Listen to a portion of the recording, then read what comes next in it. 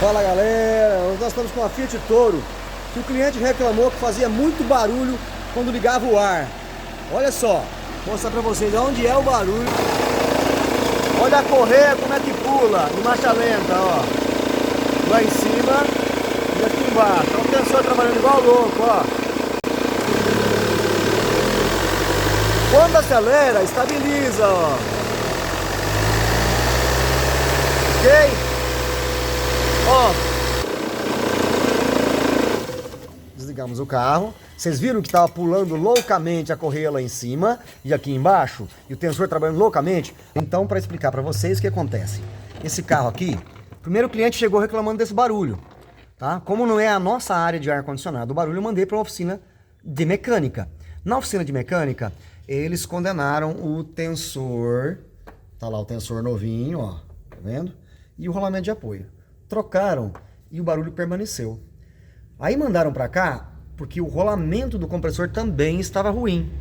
Aquele barulho feio não era desse rolamento, tá? Ele tá de fato ruim, já tem a vibração nele, ó. Tá vendo? Vamos sacar ele da polia, ó. Olha só. Tá? Um barulhinho de chiado, mas não aquele barulho. Ao tentar trocar o rolamento do compressor, nós sacamos a polia e fomos trocar o rolamento. Quando vimos que tinha uma folga no mancal. Lá no mancal do compressor, ó. Tá vendo? Lá onde vai o rolamento, ó. Lá também tem uma folguinha mínima, tá?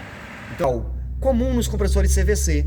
Só que para esse carro não tem peça de substituição. Só o compressor completo. Então tivemos que trocar o compressor completo para tirar a folga do mancal. Mas o barulho que o cliente reclamava é esse que vocês viram no vídeo, da correia pulando. Não era o barulho do rolamento do ar. Embora o rolamento do ar estava ruim e tinha folga no mancal. Ele ia estourar logo. Mas o barulho principal estava aqui na correia. Resumindo, trocou tudo e o barulho continua. Qual que é o causador do barulho? Lá, ó, a polia do alternador. É o sistema OAP.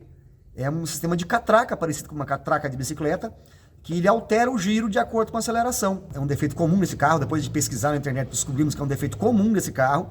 A polia trava e aí ela pesa e não alivia. Por isso que a correia fica pulando loucamente, como vocês viram no vídeo aí.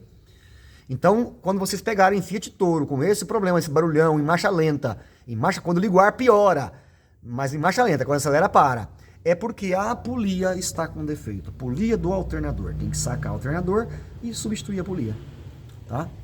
Mas você que está assistindo esse vídeo vai poder resolver o problema do seu cliente sem sofrer como nós sofremos.